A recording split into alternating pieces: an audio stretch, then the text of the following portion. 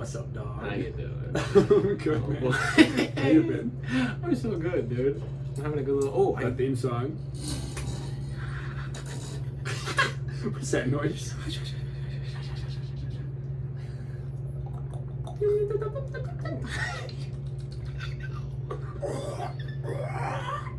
That was the podcast theme. like a horrible beast from another dimension. Yeah, for sure. Just like a scream, but it's like it's how they talk. This might be a deep cut. Yeah, were you a fan of Trogdor growing up? No. Wait, is a little that, Homestar Runner cartoon. yeah. I mean, this is the yellow guy. Or is that a No, different he was a little made up dragon Oh. that there was a song about. Was he? Did they have like a video I love that game? this is starting. I feel like they had a video game at some point where I have no idea. dragon. Oh yeah, they had a bunch of games on the website. Okay. And you could play it. It was sort of like a tower defense maybe or something like that. But yeah. Yeah, I maybe. I'm mixing up 1,000 memories. Yes, like, for sure. There's some game where you play as like a Link type character, but you have to go to like McDonald's and like.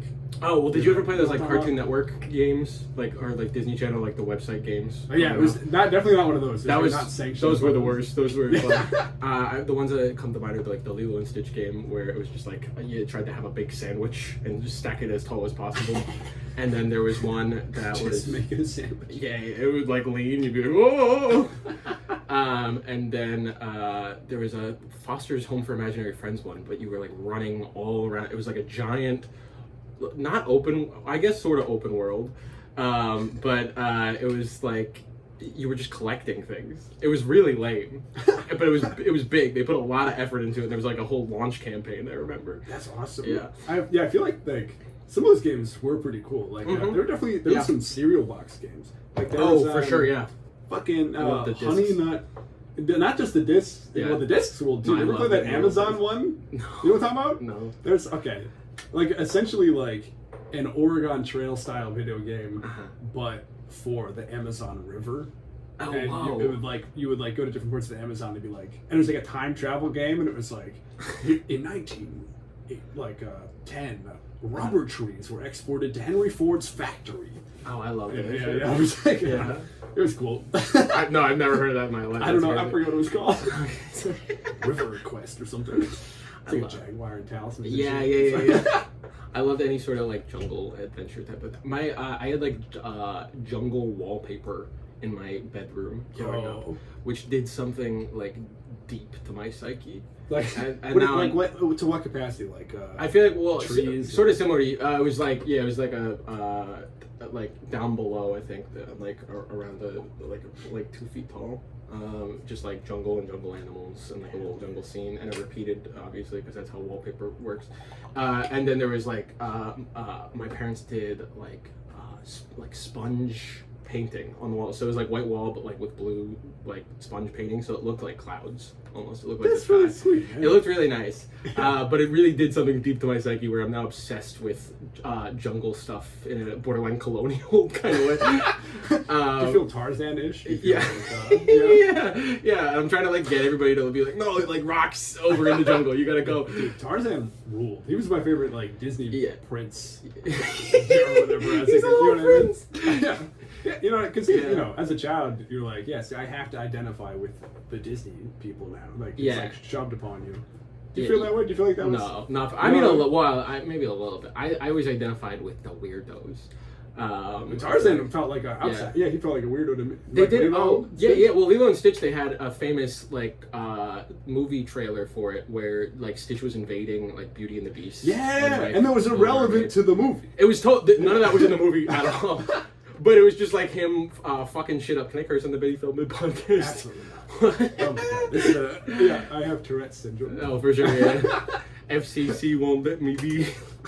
I just rapped the whole song. It was. Please. It like it like messed me up as a kid because I was like I didn't know there could be like another thing. I thought that was gonna be the movie. Was Stitch like going to different Disney worlds and like messing it up. Well, it's funny because then like Shrek kind of was like that, where like he actually was fucking with these old Disney properties in a way that for sure, But that was a whole different thing where like the CEO like hated Disney of DreamWorks. He was like, I gotta get back at that Disney guy. Was he a former Disney guy? I think so. And he's just like, Disney's a crook, so I'm gonna do my own thing, and I'm gonna make fun of him in this movie. And I don't think it was effective. I don't think anybody got that subtext really. Look at Mickey Mouse, because he's about to be public domain. Yeah. Oh my God. Wait, I forgot about that. Are they? I thought they were doing like legal stuff to like make sure that doesn't happen. I think they've done that like a bunch of times, but now it's been like 110 years. Yeah, because Winnie the Pooh's now. Supposed to be 70. Did you see that Winnie the Pooh thing that's coming out? Is it? What's that? Is it going to be not? There's like a horror, because Winnie the Pooh's now public domain. So there's like a horror Winnie the Pooh movie coming out. Oh, that rules. Where he has like big crazy teeth and like eats people. Hell yeah. Like a version of the like Snuffleupagus dream, you know what I'm talking about? Yeah. It's like that, but it's like psychosis. Like, wow. There's gonna be a whole episode of deep cuts of early aughts nostalgia.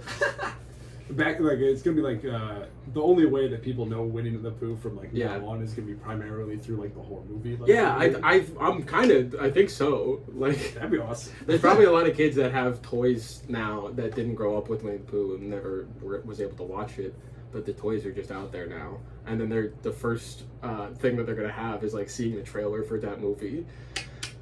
Yeah, like clowns became kind of like an inherently scary thing for a lot of people. With it, or do you like, just well, not just with it, but like in general, I feel like in the.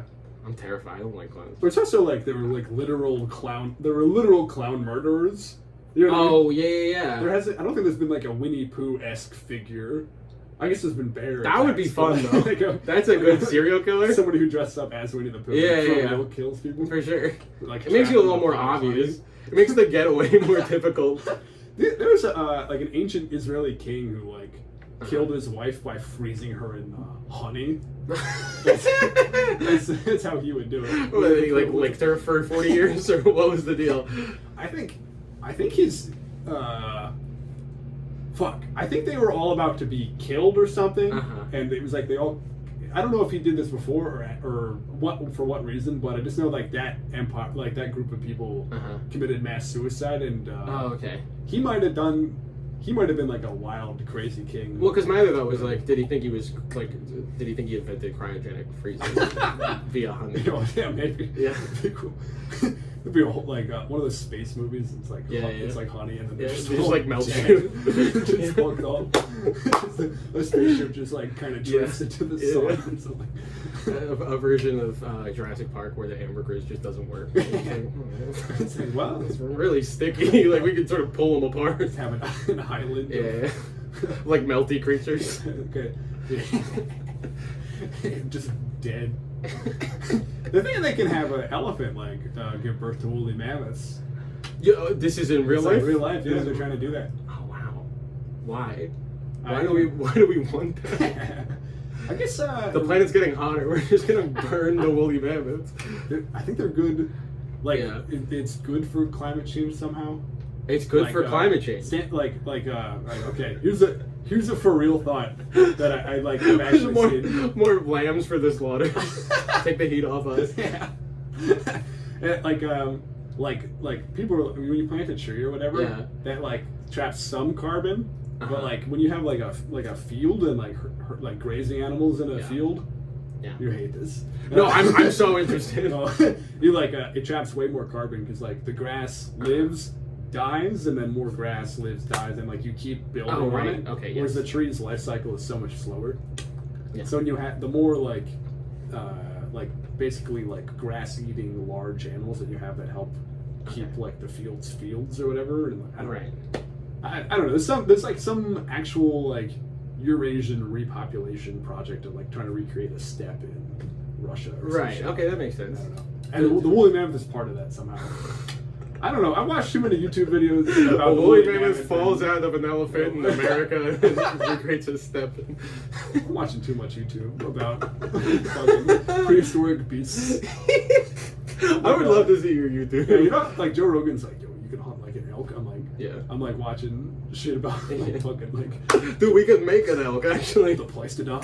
One of the most powerful giants. You're the yin to Joe Rogan's yang. You're the rebirth to his. That's right. Shout out to BFP. Yeah, shout out, JRE. I didn't even think about having it be the 3 letters, but. BFE? BFP? Yeah. BFP. Yeah. What was that book? The big fucking giant or whatever? Oh, yeah. Big the friendly BFG, giant, yeah. What's your necklace? What you got there? Oh, I got a little thing. I got a little. I put it on specifically for this. Oh, it's been breaking. It keeps breaking over and over again. The chain does, but it's a little. If you look closely, it's a little fern that's like been encased. Oh, that's in lovely. glass. Yeah, that's great. Maybe they can zoom in on it. It's a little fern. It's a tiny little fern encased in glass. It's a tiny little. A real It's fern. a tiny little fern that's encased in glass. You can sort of get a good look. Oh yeah. Yeah, I like flora and fauna as much as you do, Benny. I just don't. I haven't yet put it in physical space.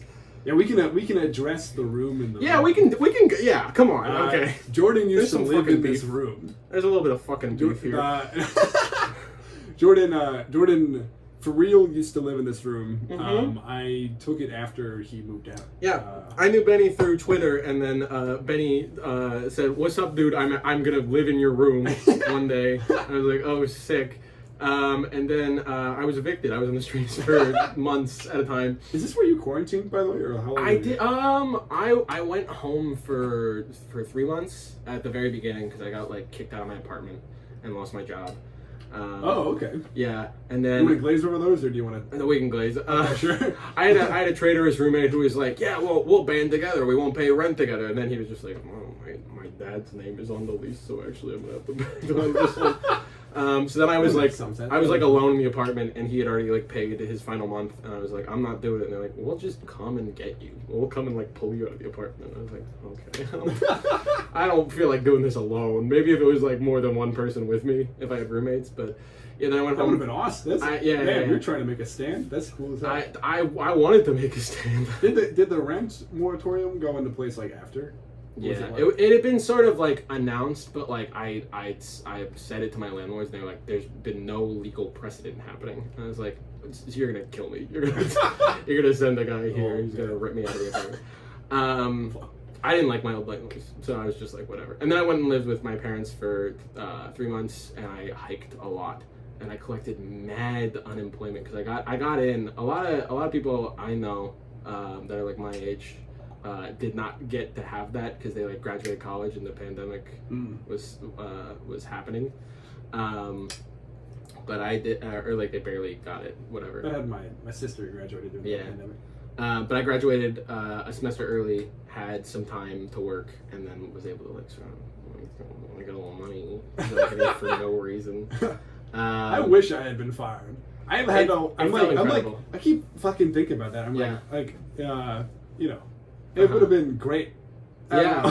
And then I moved back here in late July of 2020, and I got a job almost immediately. I just like started working again, and I was just like, this is the best case scenario. So from like September until when you moved in like next June. It's so much clearer. I lived. You don't have to be like immediately. Yeah, for sure. But I was here during the winter, which was the bad part. So you were, because I moved in June. Yeah. So you were here for like 6 months or 5 months? 8, 9. 8. Yeah. Oh, yeah. Okay, early winter. Yeah. Okay. Okay. Yeah. Word. Okay. Yeah. Damn, dude. I built a PC in this room. For real? My blood's inside of it. It asks me for more blood sometimes. You say your blood's inside. You like? Did you cut yourself? I cut myself building the computer. Now there's a big blood smear like right on the inside. Oh, in the computer. Yeah. I thought I'm in this room somewhere. It's probably in this room somewhere too. Like, I might have cleaned it. I don't. That's cool as hell. You have made the space much better. I appreciate that. Clearly. Yeah. I mean like I had nothing in the space. I had like 4 books on this bookcase. Oh yeah, you left the bookcase. I did leave I left the bookcase. This is literally your bookcase. Is the dresser yours or mine? The dresser's mine. I brought that from Philly. There was another dresser that we threw out. There's another big wardrobe. This is of interest to no one because none of you have lived in this room. Yeah. Wow. Really insider. Yeah. The most insider you can get is we both live in this physical space. When you told me the dimensions. Yeah. Before I moved here. You were like, "There's no way." I mean, I did actually downsize. Like, I literally did not believe you. Yeah. Like you sent me a photo, and I literally tried to like measure the items in the room, and I was like, I don't think that. I feel like that's not the size it is. No, and so I had this nice coffee table that I wish I had kept. Dude, you got rid of it? Well, it's still at my last place. Okay. So maybe I'll ask him at some point. Hey, can I have that? Sure. Listen, I'm thinking. I saw a pillow on my way in here that I owned. I'm thinking, I don't know. Yeah, do a quick check for any of the intellectual property. Yeah, all my ideas are here. That's really the important stuff. Do you feel like you had any good ideas here? Because of being here or anything? Yeah, I'm absolutely bereft of any ideas in this room. No, I feel like, yeah. I felt like... I hate the view. You really? The view sucks. I mean, it's not great. It's just those people's window. Yeah. It's just some other people's like bathroom. I like and not in like a fun way, just blurred. For sure. I live in a first floor apartment now, and I like being on the third floor. It feels like my ideas are elevated. Yeah. Wait. I feel like being up higher. I'm like, ooh, I'm in the clouds. I'm doing research now. Yes. No, I definitely feel that. Yeah. Whereas when you're on the ground, you're just like, somebody's gonna walk right in here. Yes. And when I'm in my studies. my last place. Shoot them out with a quill. I lived on a cliff. Yeah. Like a literal cliff. Like a 40-foot cliff. Really? Yeah. In Philly? Yeah. Where is there a cliff in Philly? In Manioc. Okay. So it's like there was like a incredibly like if you were to go out of my backyard, which you could because it was fenced in. See, this is what they were feeling before because you're talking about spaces I know nothing about. The point being, you would die. You would fall. There's a fucking cliff. It's crazy. And so, but I lived on the third floor of that building. Yeah. And so, looking out the window from there, that was cool as hell. Oh. Because not only I was on the third floor plus another 40 feet. Right. You know what I mean? That was cool. Did you feel like you were getting a lot of like Lighthouse kind of writing done? Yeah, definitely some like that's exactly that I feel like you're up in the clouds and you're yeah. You know what I mean? Yeah. The guy in the room that lived in that room before me, he like wrote a novel in there. Yeah. And like which he I don't know, he really used the space in a different way than I did. I remember I went to Dublin, and there was a little like. It's like a church library. Everything's a church there, but it was like a beautiful library castle kind of situation. And there was a plaque that was like this tower fell in like this year, but it was like it was fine. There was they rebuilt it. There was no casualties except for a sentry. And I was just like, oh wow, that's the lovingness of just being like, no, the messenger died. It's like fine. Like it wasn't anybody of value, not a scholar. That's hilarious. Yeah, that's great. I love the idea that like they just have castles there. Yeah, you know that Ed Sheeran song, "Castle on the Hill"? No, or whatever. He's got a song called "Castle on the Hill." I know the one that's like "Fire on the Mountain." No, yeah. but it, like, it's more my vibe. I don't want Castle on the Hill. I guess at the point I thought it was a metaphor, and then I listened. I listened to it. I was like, "Oh, he literally means a castle on the hill." Yeah, because he's from England. Means the castle. Yeah, that's like if I had a song called "The Library" over there. Right. It's like when there's so many songs about like the woods. I feel like folk songs in America. He's just doing that for England, where he's just like, yeah, I went to a quarry. I looked around. A song called The Quarry. Yeah. There's a bunch of pubs out here. I fell in love at the quarry. She said, I like the smooth basalt. That's good. That is. That's really good. I didn't know you could sing. That's really good. I don't know if I can. That's so good. I would love to take music lessons. I feel like. Do you have any musical background? I do. But also. Besides liking it. Okay. I took like chorus and I did I played trombone as a kid, but no idea how to do notes or anything. But I feel like I've been singing my whole life just for fun. Years. But they literally don't tell you the notes.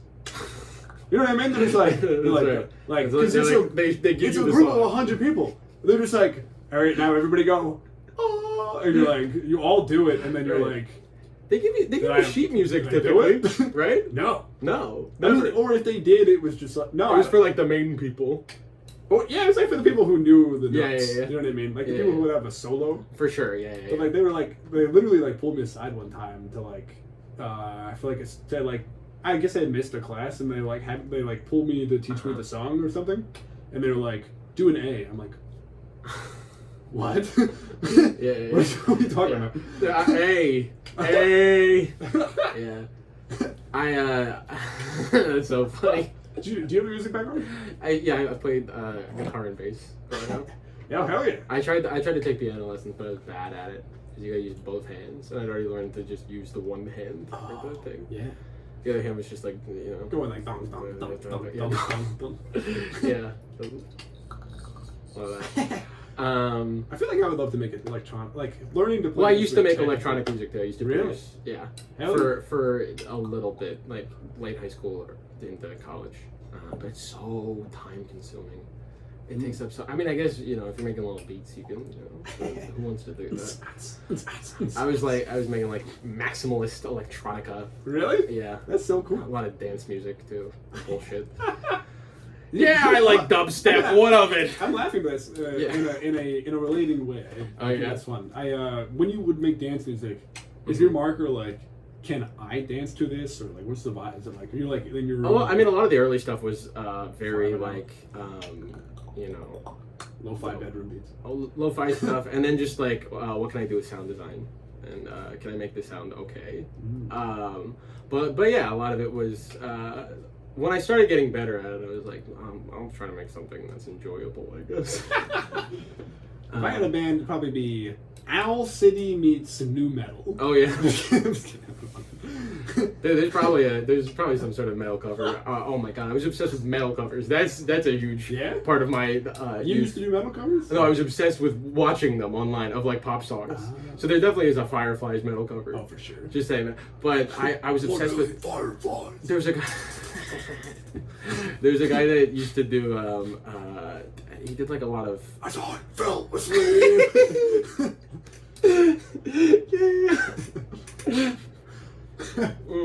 It's like the Slipknot guy's mask. Yeah, for sure. They've got little like bugs all over. Like they're coming. The fireflies are coming out of his eyes. Wouldn't believe your eyes. That's funny. I do love. I don't know, Slipknot. Really? Oh yeah, for sure. I didn't know that about you at all. I knew you liked kind of that kind of music, I guess. I like stuff. What kind of music do you like, Jordan? Do you like the stuff you were making, or is that like what you were able to make because like you couldn't do? I like the stuff that I was making. It's not online anymore. Don't go. No. I'm gonna use it. This is my new theme song. Oh yeah. I made some stuff that I had a couple of friends in college that were making music, and I felt like they were way better than me because I was trying to do like comedy and theater and music and all this stuff all at the same time, and it did not work. Have you done comedy, like musical comedy, before? No, fuck that shit. You don't like that? No, I mean I did. You're the second person who's come on and said they don't like it. Yeah, and there's gonna be 10 more by the time this podcast is over. Steve thinks the podcast is gonna end. Yeah. Never ending. I'm gonna live forever. You're never gonna outgrow this bedroom. Like a Futurama head in a vat. Yeah. They wheel me in. It's me and Richard Nixon. Who dead or alive would you want to interview? What famous person, dead or alive, would you want to interview? Mark Maron. I want to know the source of that, just to get better. Yeah. Yeah, for sure. You're gonna go Pete Holmes mode. Yeah, he was nice to me. Pete Holmes. You met him? Yeah. He hosts the New Faces thing. Oh, that makes sense. Okay, cool. Yeah, because he likes seeing who all the New Faces people are. Gotcha. He's a good guy. And he's the homie. He gave you a big. Sorry to beat him. Yeah. But yeah, fucking. You get ribs with Pete Holmes later this week. Go to Peter Luger. I'm the new Val. Yeah. That's what he said. Oh no, what's the song? I don't know. I don't listen to that guy. I like his stuff. He's alright, yeah. He's my close friend. Yeah.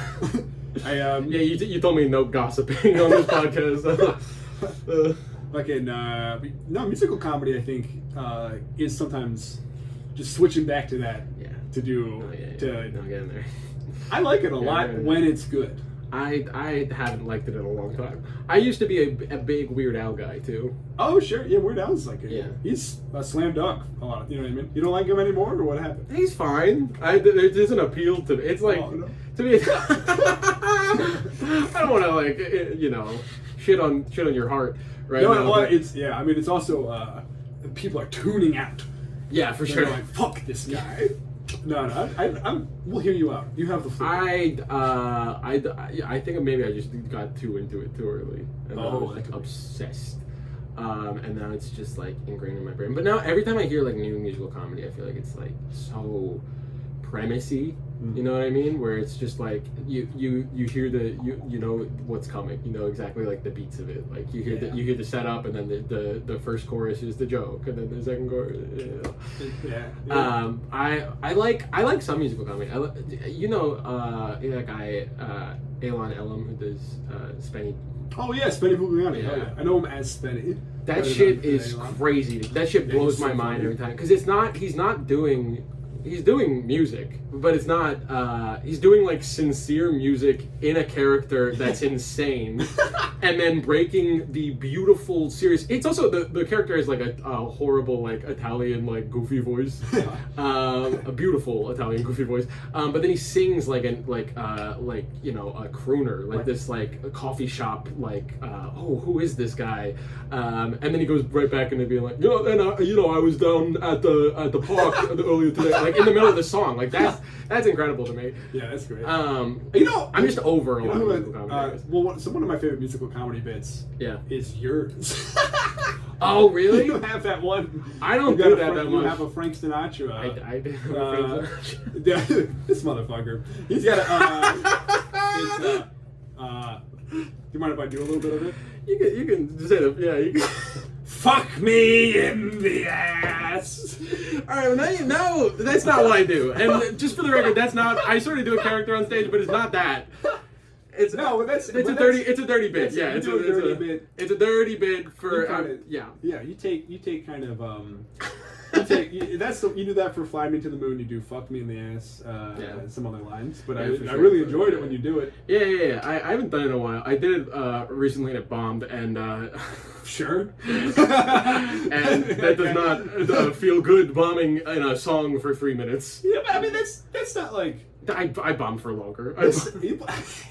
You've probably seen me bomb for longer. I don't know, but I mean I truly don't know. I truly don't think so. But maybe you've only seen my best. I did a set recently. That's one of those tricks that even if it bombs, it's still fun. You know what I mean? Yeah, for sure. Yeah, you're already like in a thing. People are like, oh, there's a whole song and dance thing. If you were bombing with that, and I'm in the room, I'm in the back going. Yeah. Yeah. It's also hard to, I guess, bomb when there's other noise happening, when there's a track playing behind you. Oh, do you play music for that one? Yeah. There's the instrumental plays behind when I'm singing. Oh fuck! So it's like when there's not laughter, it's like, well, there's still something happening. There's still sound in the room. What's the worst you've ever bombed? The classic question. I have a classic story. What's the longest? That's a different story. Oh shit. I guess I have two stories. I bombed really early on. I'll do this one first. I went to like an open mic pretty early on at this bar in Newton, Massachusetts, where it was like, half comedy, half music, and this girl went up with a full band. Or no, maybe it was just her at first, and she did this beautiful singer-songwriter piece, and people were like very moved. There was like a woman in the front row crying, and I was like, oh my god, I gotta follow this. And then she was like, and then for my next song, I was like, oh no. And then she brought a guitarist up who soloed with her, and then multiple people were like weeping in the front row.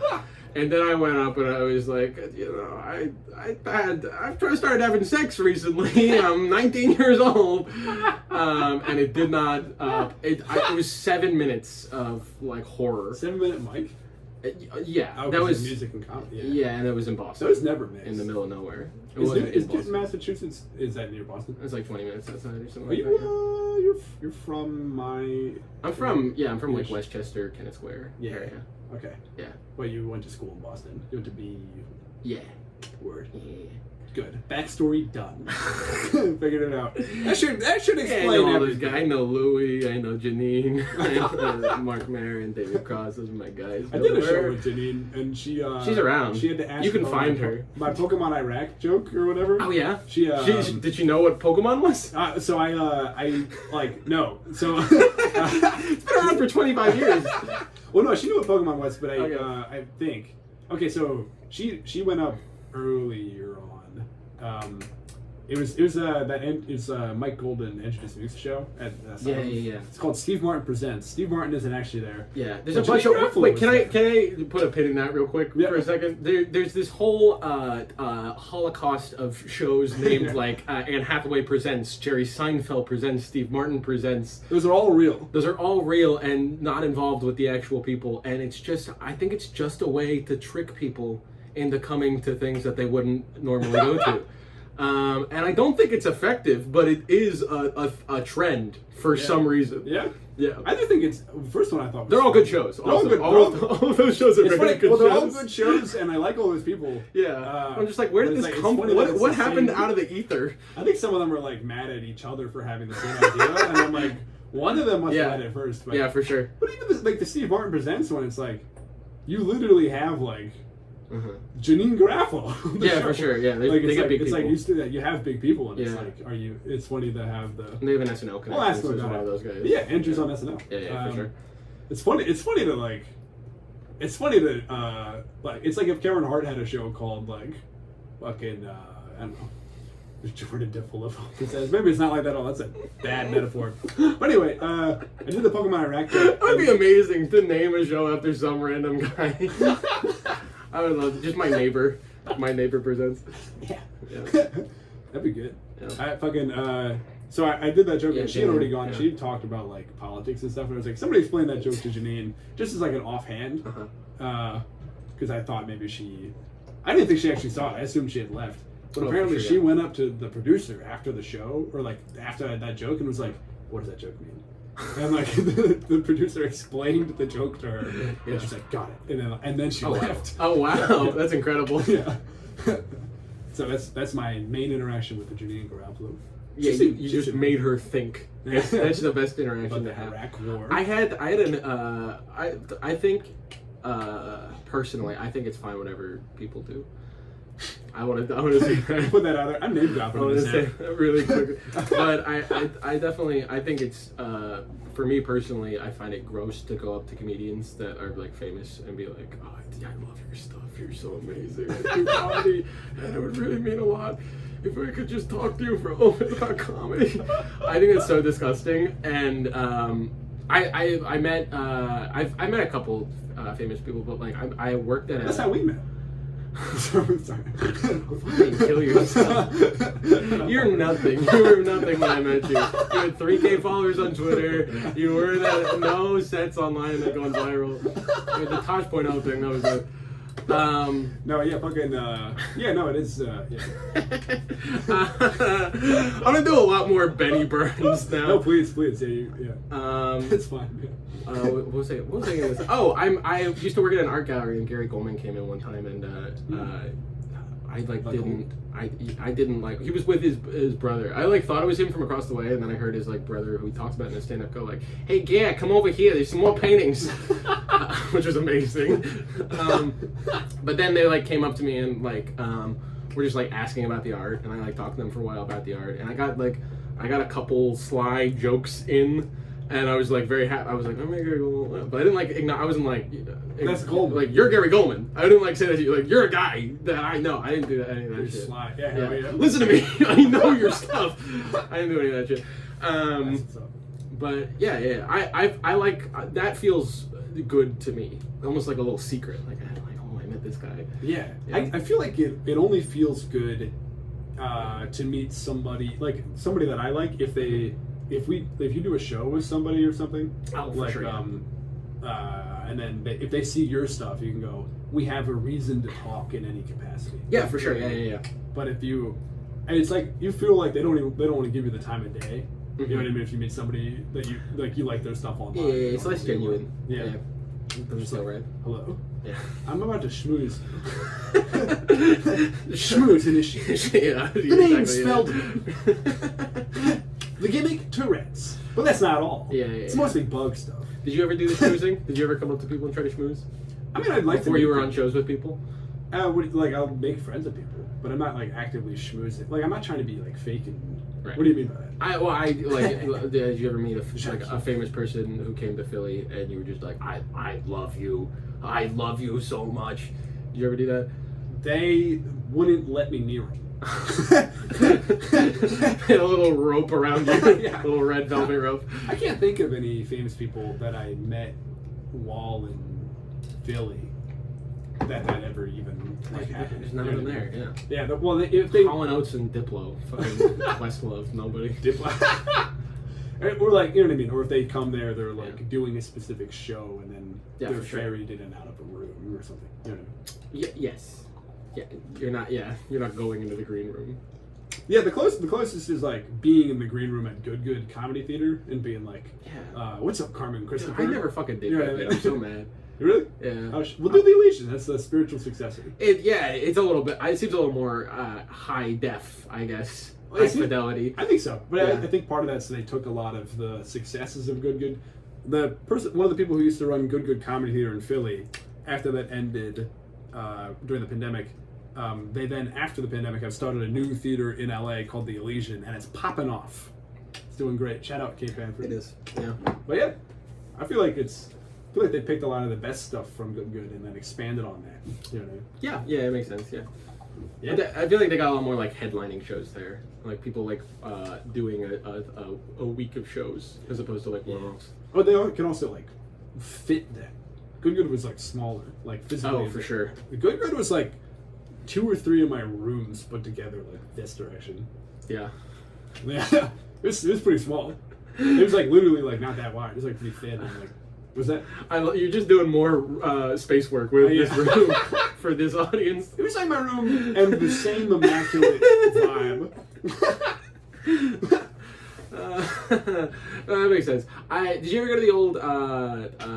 It's like the UCB East, UCB East theater. It was the longest hallway in the world. Were they silent as currently? No, that's the other. Okay. That's the UCB Chelsea or whatever. But, okay, I went to that like a few years ago. The one that it closed down. I went to it a couple times just visiting New York, but just the longest hallway in the world. It just went. It was like a regular black box theater, and then extend that a little bit back, and then sort of like curve that up like a skateboard ramp at the end. Oh. And it was a weird long hallway that felt sort of stadium seating, but not really. Like if you were all the way in the back, there was no way you were getting the show that well. No. It was only really ever packed for like a really popular show. What's your favorite space to perform in currently? Oh, I'm so glad you asked. Oh my god.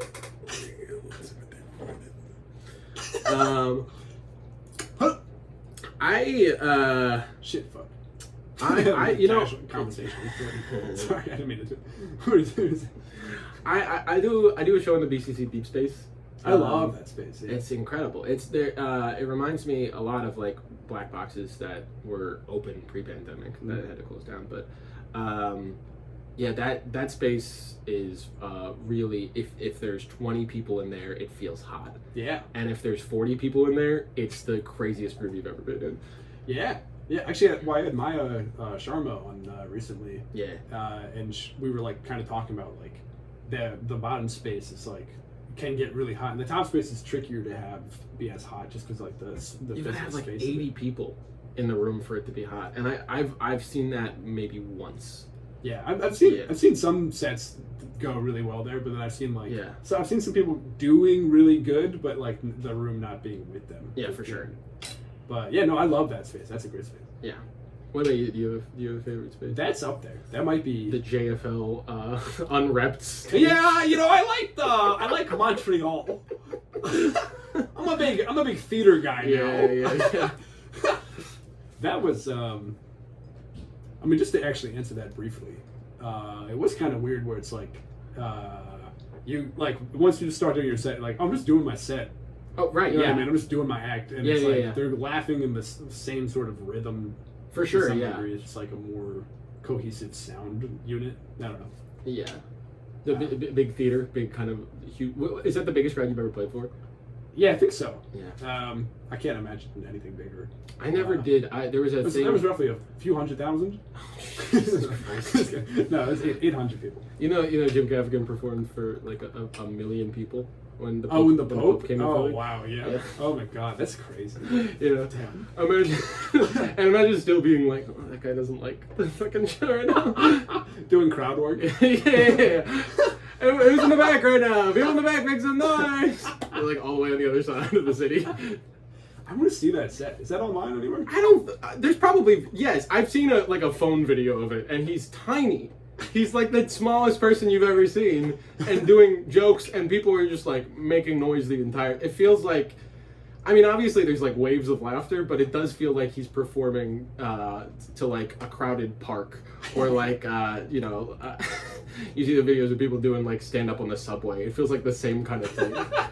I lived in Philly at that time, and it's like, I remember they had all these porta potties out, and the running joke was, "Damn, the Pope loves to poop." Yeah, yeah, dude. Yeah, the Pope must fucking the Pope love fucking to poop, shit, dude. Yeah. You know? He's all over these cities. He's in every place in the city.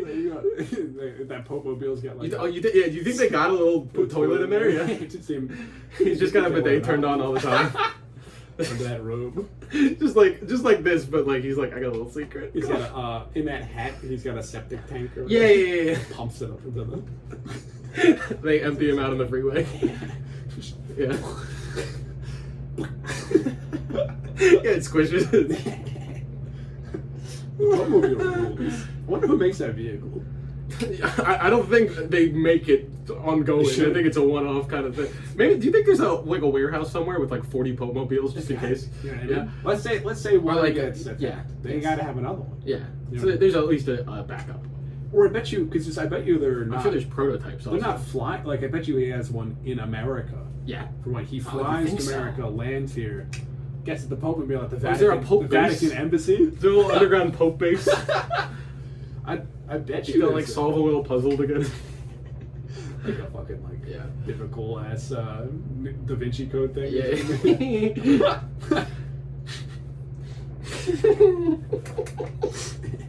I love the Pope movie.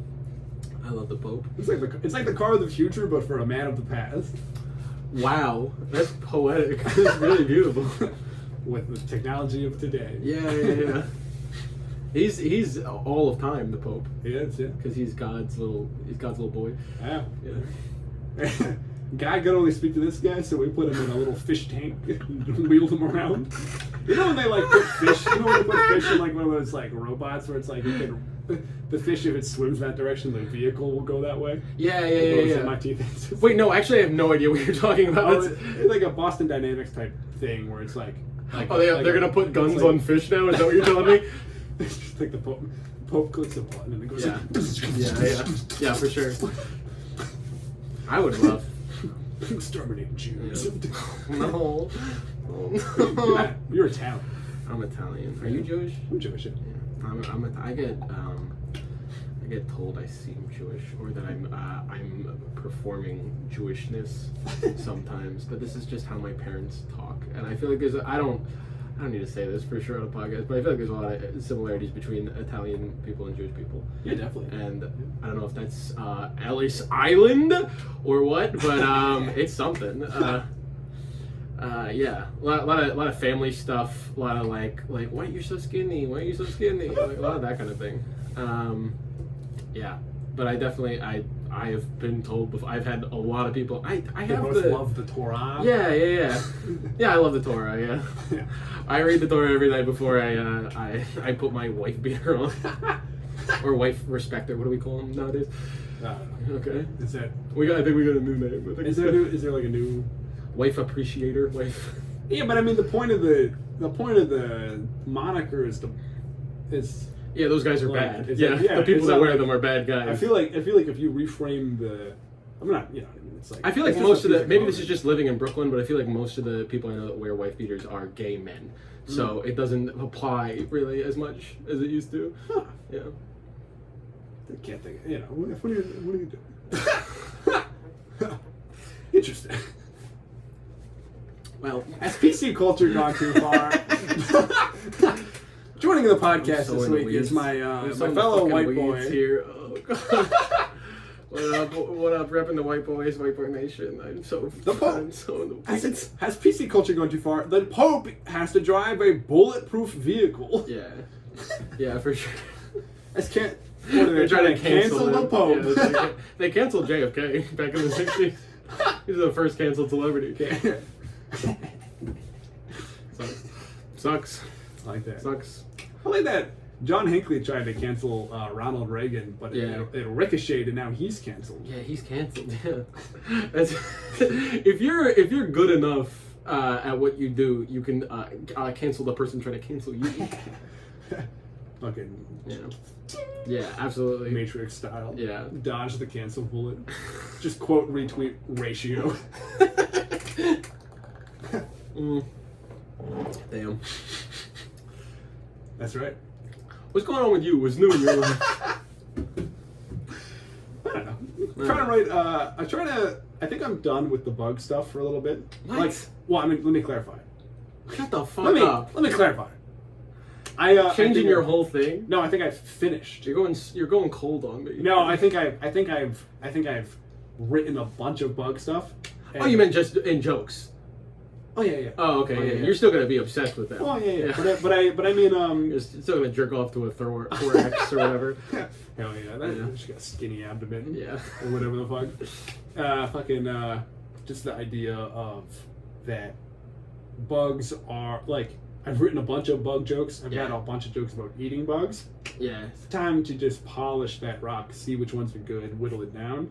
And while I'm doing a bug set. Yeah, I get that. Yeah. I've been doing that. You got a bug set? I'm working on a bug set. Oh wow! Like just 5 minutes on eating bugs. Or whatever. And it's like, but while I'm editing that and moving, kind of squishing it down, it's like time to move on to new generating different topics. Yeah. What are you working on?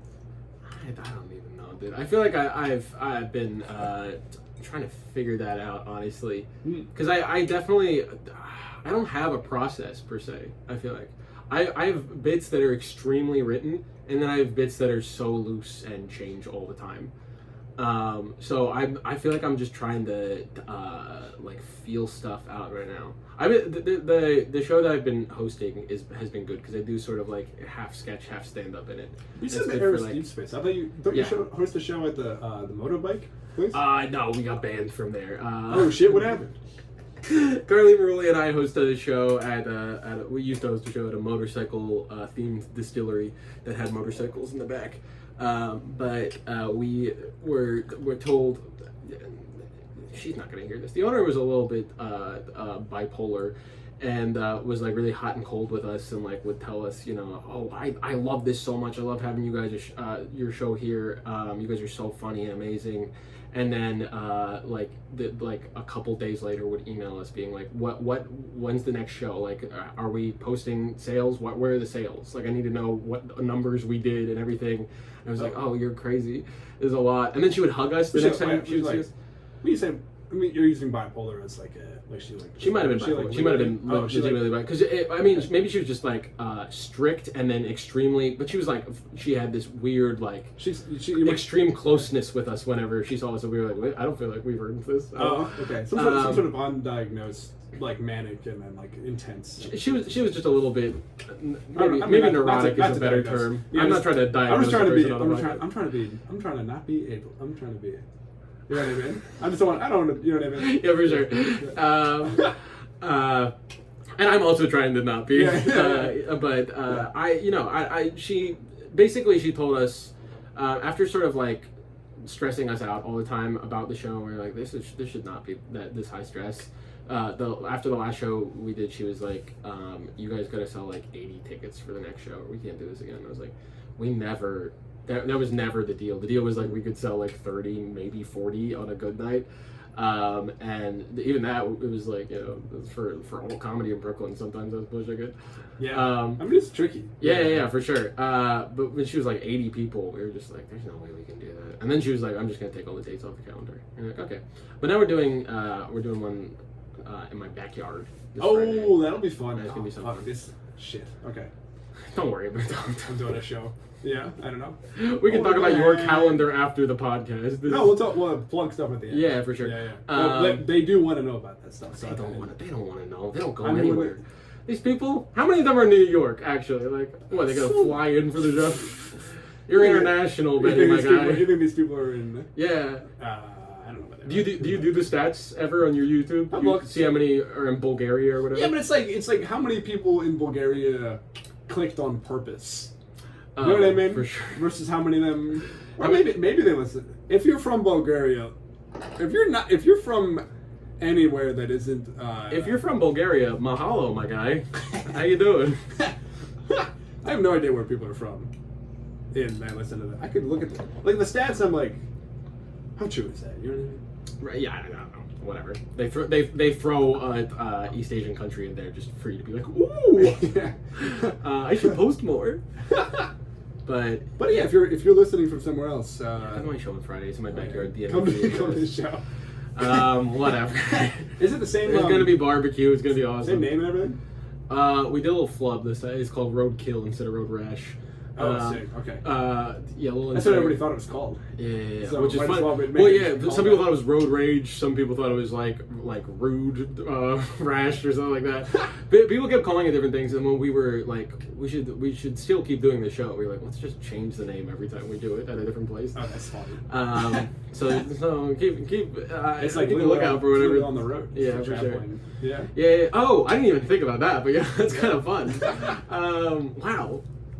You want to produce the show or something? Yeah, not at all. Fuck. I'm trying to the show that I run with Alex Forrest, the Live Forever show. We're trying to have it be a monthly, have it be more consistent. Oh yeah. But we currently do it at Life World, but they don't want to do like a monthly stand-up thing. So no, of course not. They don't like that shit there. No, yeah. I'm amazed we get to do it there at all. Yeah, for sure. But it's like they're trying to do weirder, different stuff. Yeah. Which love that. I love the strange stuff. Yeah, they want people to do their solo shows there. Yeah. Yeah. But trying to get Spalding Gray. Isn't that kid the guy that does the stories? Yeah, he's like a story guy. Yeah. Yeah, listen to this stuff. Big deep cut episode. I think I only know him because I think John Mulaney said he's like his favorite on a podcast once. Yeah, he's good. Whatever. He tells stories long form. Whatever. It's not that funny. There's people laughing at the shows, but I wouldn't say that it's that funny. I was like, isn't that a brand of volleyball? Spalding? Isn't it? Yeah, not Gray. Oh. Yeah, he's old. Volleyball. It's like that guy from Castaway. Tom Hanks. No, the volleyball. Yeah, that guy, the volleyball. Chet Hanks. You know, did you see something different when you watched that movie? You know, it's not actually his friend. Like, oh shit.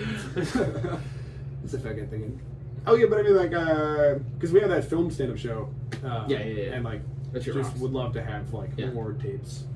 God, I love tapes. I love. People keep asking. They're like, "Hey, can I go on the next one?" I'm like, "We don't know what it is." Tape. My favorite part about stand-up is getting the tape. Right? Isn't that fun? Working to get a clip. I gotta go to. And get captions.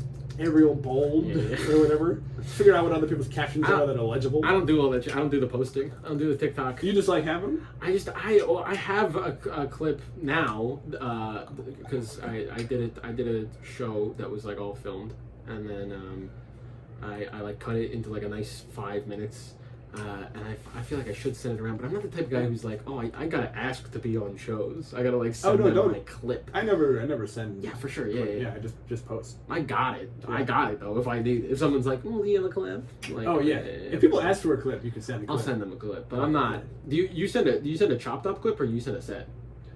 Nobody ever asks. No. Because if people want to see a clip, they'll just Google. They'll just go on YouTube or Instagram or anything. I don't think anybody's literally ever asked me for. I don't do that shit. I don't like permanence in general. I do a lot of. If you're trying to do stand up, you have to have stand up online. Do you not have stand up online? Do you have no stand up online, Jordan? There's a set somewhere from a public access show where I'm not doing well. I should probably post it. I have been meaning to message the person whose show it was to have them take it down because I don't like the fact that it's out there. It's from like 2017, 2018. But yeah, download it. Download it first and then take it down. Download it. Yeah. I don't want to download. I'm gonna post a clip probably, but I don't need to fucking do the TikTok shit. I feel like because it doesn't feel good for what I do. I guess I do a lot of longer bits and a lot of it is like very in the moment kind of live performance. So I'm a big energy kind of guy. What's your goal? Do you want to be on a show or like what's the? I think. I always liked QVC as a kid, so maybe what's that? The shopping network. I don't know. I would love to do stand up as a professional, but I think writing has always been kind of the goal. So it's hard to do, but also people don't like that when I say that. No, I mean it makes sense. No, yeah, for sure. All the time. But, for sure. But I can definitely see that stand-up clips would be the way to get a writing. Yeah, for sure. Yeah, I agree. Yeah, no. I feel it's a necessary game you have to play. I don't like the game. Oh, yeah, the game sucks. I hate the game. I hate. We're playing it right now. I hate all of the players. We're literally making content for the game. This is your content. This is not my content. I'm milking your ass for content. Milk my little ass. Milk my little ass. Oh god. I will say I wasn't your first choice to have on this podcast, but that's okay. You were up. Are you? Yeah. I want to do it. Yeah. I want to. You were choice number 26. I want to say, yeah. I want to say this for the audience real quick. Benny told me he wanted to have me and my sometimes comedy partner Carly Murley on at the same time, and then he was like, no, maybe I won't do a duo. I'll just have Carly on. And it took another 20 episodes for me to get in here. Look, I have like so many close friends I haven't had on yet. I know. It's like, I'm not mad. You fucking, you furious. Fucking, yeah, you have my room now. You made it look better. You won't have me on the podcast in my old room. No, I'm not mad. I'm actually not mad. I appreciate that. It's, Yeah. It's like, fucking roast your ass, dude. I'll fucking take you to town. But you're saying this, and I'm like, it is for real. Where I do think it's like people, I don't think people give a fuck about. I think there are some people that actually do care. I could. I'm like, like that anybody would give a fuck about coming on my podcast. I would like to do more things, but I'm not like going up to my friend being like, when are you gonna put me on? When are you gonna put me on the show? Yeah, when I hear people say that, I'm like, just go do a different thing. There's other stuff going on. Do you like to fish? Do you like sports? Find another thing. Yeah. Leave comedy. Yeah. Yeah. Fucking. Yeah. There's a lot of incoming. School's out for the summer, so there's a lot of. I feel like people moving here. That happens. Yeah, that happens. Yeah, there's a fresh cycle happening. And I feel like it's the first time where I'm like, oh wow, there's people younger than me who think I'm like a guy, but I'm not a guy. I'm just think you're part of like the yeah. I'm not a guy. Oh, what are you talking about? I'm doing like 3 mics a week and eating shit at most of them, at 2 of the 3. People have been guying me a little bit also, and I'm like, well, yeah, that makes sense. I'm not.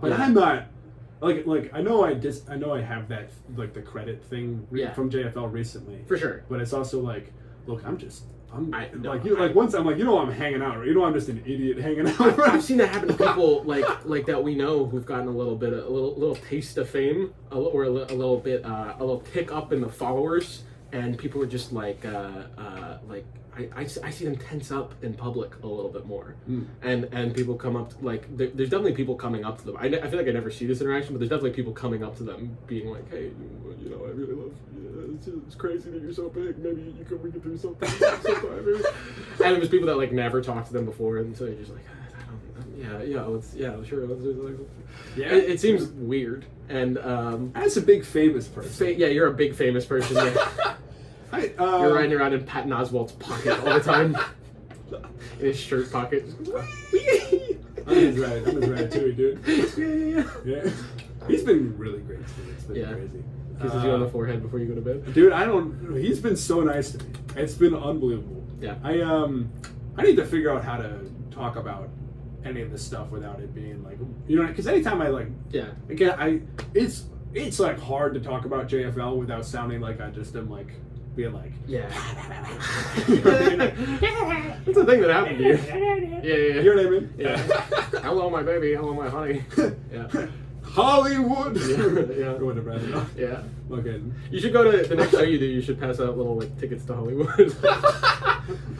Like the Benny. I'm picturing the Benny Bucks. Yeah. Which is very dumb and not a thing I'm gonna keep doing. I think I did the first 5. It's like that was funny.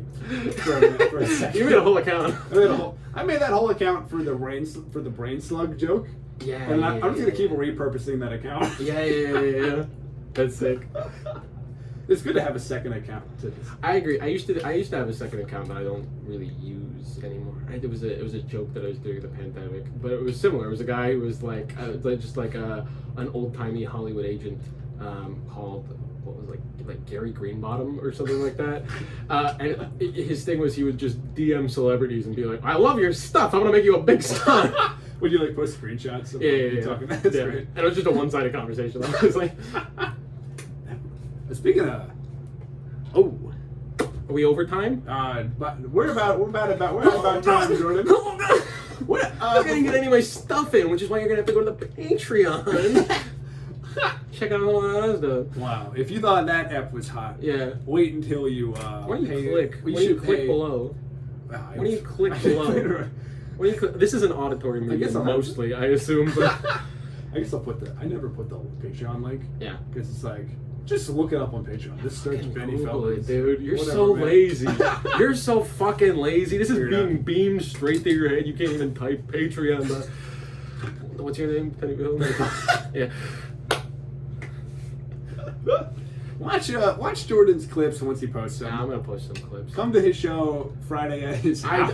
Friday at my house. Yeah, come to my house. If you're watching this on the internet, wherever you are, come to my house. I'm having a barbecue. You can have all the meat you want, straight in my yard. Does it cost money, or are you losing money on this? We're probably gonna lose money. I had two friends hosted a show. I let them do a show in my backyard, and we bought a bunch of beer for the show, and put a little Venmo sign out. But it was on top of the cooler, and you know how you have to open a cooler to get the drink. The cooler just got left open. It was just like left open, and no one fucking Venmo'd the entire thing. So yeah, it's gonna be that. Venmo, put out a Venmo sign. That seems like a pretty solid way to get money, because people go, "I'll give something." Yeah. You know what I mean? Yeah, I've started putting my Venmo on billboards for that reason. That's smart. People just request it.